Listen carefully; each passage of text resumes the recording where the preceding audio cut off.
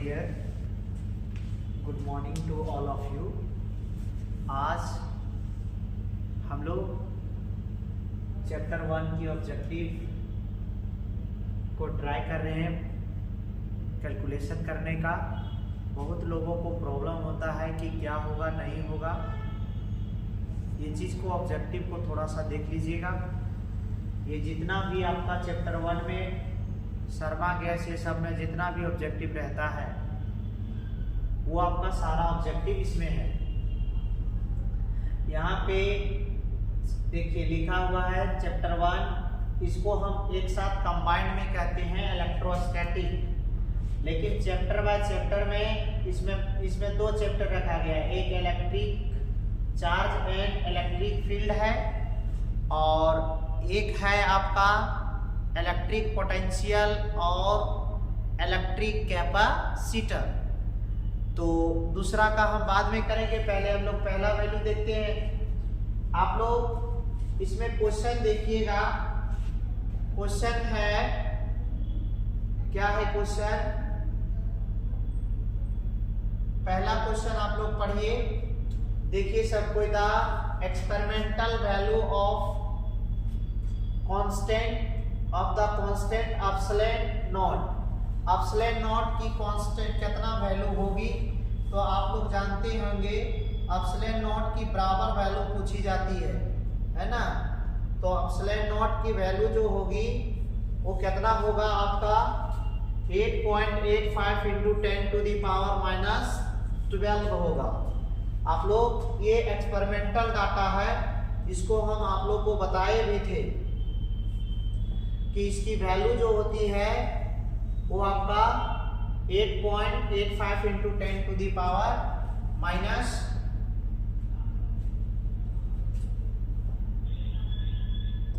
12। अगला देखिए, the value of electric charge 1 electron.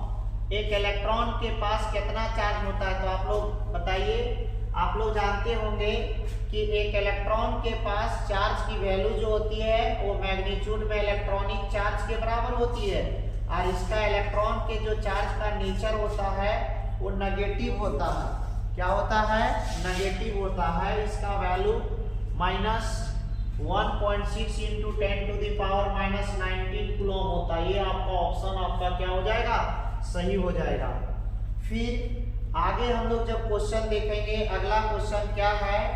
Coulomb's force is coulomb force क्या होता है? तो कूलम्ब फोर्स के बारे में आप लोग जानते होंगे।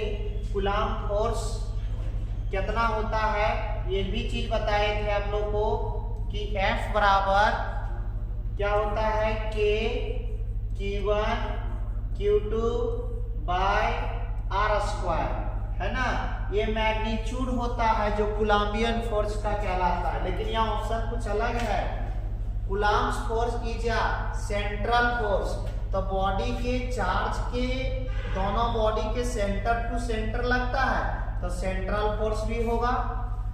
आपका इलेक्ट्रिक फोर्स तो है ही, चार्ज के कारण लगेगा।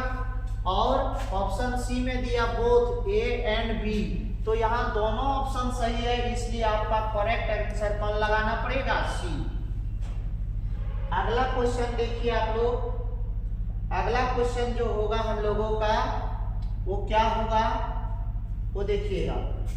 अगला क्वेश्चन में आप लोग the unit of electric field intensity. तो ये यूनिट जो होता है आप लोग जानते हैं इलेक्ट्रिक फील्ड इंटेंसिटी का फॉर्मूला क्या होता है? F बराबर, या तो ऐसे लिखते हैं E बराबर F बाय Q नॉट, है ना। तो F का होता है न्यूटन और चार्ज का होता है कूलम। तो क्या हो जाएगा? न्यूटन पर कूलम। क्या हो जाएगा बाबू? न्यूटन पर कूलम। एक और फॉर्मूला आप लोग को बताए थे कि E बराबर होता है माइनस dV बाय dr, है ना। तो यहाँ V का हो जाएगा वोल्ट और इसका हो जाएगा मीटर। तो वोल्ट पर मीटर, तो दो यूनिट होता है, न्यूटन पर कूलम या तो वोल्ट पर मीटर। यहाँ ऑप्शन के पास आइए, न्यूटन पर मीटर, ये तो होगा नहीं, ये आपका वोल्ट पर मीटर। ये आपका ऑप्शन सही है। दूसरा डाइन पर, ये भी आपका गलत है, ये भी आपका गलत है। तो सही आंसर हम लोग का ये हो जाएगा। अगला हम लोग का बात है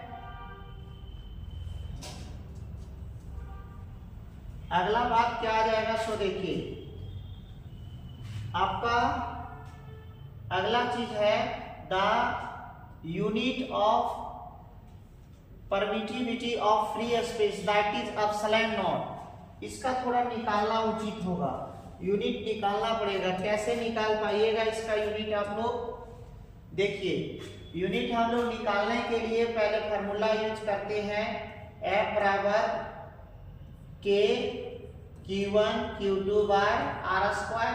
ये इलेक्ट्रिक फोर्स का हुआ। एक और बातें, K की वैल्यू जानते हैं एयर के लिए, वैल्यू नहीं फार्मूला, K बराबर 1/4 पाई एप्सिलॉन नॉट। तो ये वैल्यू को जब यहाँ रख देते हैं तो F बराबर हो जाता है 1/4 pi epsilon naught into Q1 into Q2 by R square, है ना। ये फार्मूला आपका बन गया। हमको निकालना एप्सिलॉन नॉट का, तो इसको यहाँ ले चलिए, इसको यहाँ ले आइए। तो आगे जो हम लोग का बन जाएगा वो कैसे बन जाएगा, देखिए हम लोग का फार्मूला बन जाएगा एप्सिलॉन नॉट बराबर 1/4 पाई, इसकी वैल्यू हो जाएगी F, इसकी वैल्यू हो जाएगी Q1 into Q2 by R square. अब सबकी वैल्यू लिखिए, ऊपर है चार्ज और चार्ज गुने चार्ज का स्क्वायर मतलब चार्ज का कूलम होता है, एक और कूलम स्क्वायर। नीचे है न्यूटन का क्या हो जाए, सॉरी फोर्स है तो फोर्स का न्यूटन होगा। ई है दूरी का क्या हो जाएगा मीटर स्क्वायर। कूलम स्क्वायर ऊपर जाएगा पर न्यूटन पर मीटर स्क्वायर, यानी इस तरह लिखेंगे कूलम स्क्वायर पर न्यूटन पर मीटर स्क्वायर। तो कौन सा ऑप्शन सही लग रहा है वो ऑप्शन आप टिक लगा लीजिए। ये ऑप्शन आपका, इसका बी का नंबर सही होगा। अगला हम लोग की बातें आएगी बाबू लोग। अगला बात आ जाएगा 1/4 पाई एप्सिलॉन नॉट की वैल्यू एयर के लिए, है ना। तो ये वैल्यू आप लोगों को बताए थे, कितना आता है बताओ। इसकी वैल्यू हम लोग एयर के लिए लिखे थे 9 × 10⁻9 लिखे थे, न्यूटन मीटर स्क्वायर पर कूलम स्क्वायर। ये कौन सा आंसर है, ये पहला नंबर आंसर होगा, बात समझे। फिर अगला हम लोग का है, अगला क्वेश्चन देखिए आप लोग। अगला क्वेश्चन में बोलो the unit of electric charge. ये तो सबको जानते होंगे कूलम होगा इलेक्ट्रिक चार्ज का, टिक लगाना कोई जरूरत नहीं है। इसका डी नंबर ऑप्शन सही होगा, यानी आपका आंसर ये कौन सा सही हो जाएगा, डी नंबर आपका सही हो जाएगा आंसर, डी नंबर। आगे हम लोग की बातें आएगी, what is the cause of charging. Charging का क्या कारण है। तो चार्जिंग कोई बॉडी कब होगा या चार्ज कब आएगा उसके पास, तो या तो वो इलेक्ट्रॉन को क्या करता था, उससे बाहर निकाला जाता था, या तो इलेक्ट्रॉन को बॉडी के अंदर ऐड किया जाता था। तो चार्ज होने का दो ही मोटो है, इलेक्ट्रॉन ही मूव करता था, चाहे इलेक्ट्रॉन उससे बाहर निकलता था चाहे उससे इलेक्ट्रॉन अंदर आता था। यानी इस तरह से यहाँ वर्ड दिया है लॉसिंग और गेनिंग। लॉसिंग और gaining is the main cause of charging of body. दूसरे वर्ड में इसको ट्रांसफर भी बोल सकता है, कि चार्ज को ट्रांसफर करने को ही हम लोग कहते हैं कारण बनता है। अगला हम लोग की बातें आ जाएगी बाबू, यानी ये ऑप्शन आपका सही होगा क्योंकि ये दोनों सही है। आगे हाँ, इसी में बोल सकता है कि पॉजिटिव चार्ज आने का क्या कारण है, तो लॉस। नेगेटिव आने का क्या कारण है, गेन। लेकिन खाली चार्जिंग बोला है तो इसलिए दोनों सही हो जाएगा। अगला हम लोग की बातें आएगी बाबू, आगे बोलो, when your body is charge then it mass. तो आप लोग जानते हैं जब बॉडी चार्ज होगा तो उसकी मास क्या होगी, या नहीं बताया है कि कौन सा चार्ज होगा, पॉजिटिव चार्ज होगा कि नेगेटिव चार्ज होगा। तो इंक्रीज भी कर सकता है और डिक्रीज भी कर सकता है, क्योंकि आप लोग को अभी बताया ऊपर वाला ऑब्जेक्टिव में कि जुड़ता है तब पॉजिटिव, जुड़ता है तब क्या बनता है पॉजिटिव, और उससे इलेक्ट्रॉन बाहर जाता है तो क्या बनता है नेगेटिव। तो अगर मान लो एक इलेक्ट्रॉन, सॉरी उल्टा बता दिए तुम लोग को, हम इसमें उल्टा बात बोल दिए। क्या है कि अगर इलेक्ट्रॉन बाहर जाएगा तो पॉजिटिव, तो अगर बाहर इलेक्ट्रॉन जाएगा तो पॉजिटिव बनेगा, और इलेक्ट्रॉन अगर अंदर आएगा तो क्या बनेगा नेगेटिव। तो देखो इलेक्ट्रॉन अंदर आएगा मतलब इलेक्ट्रॉन बढ़ेगा, और इलेक्ट्रॉन बढ़ने के कारण जितना इलेक्ट्रॉन का मास होगा उतना मास क्या कर जाएगा इंक्रीज कर जाएगा, है ना। आगे इसमें इलेक्ट्रॉन निकलेगा तो उतना मास क्या हो जाएगा घट जाएगा। तो यहाँ कंडीशन नहीं लगाया है कि पॉजिटिव चार्ज हो रहा है कि नेगेटिव, खाली बोला चार्ज किया जा रहा है, तो दोनों होगा, में इंक्रीज और डिक्रीज होगा, है ना।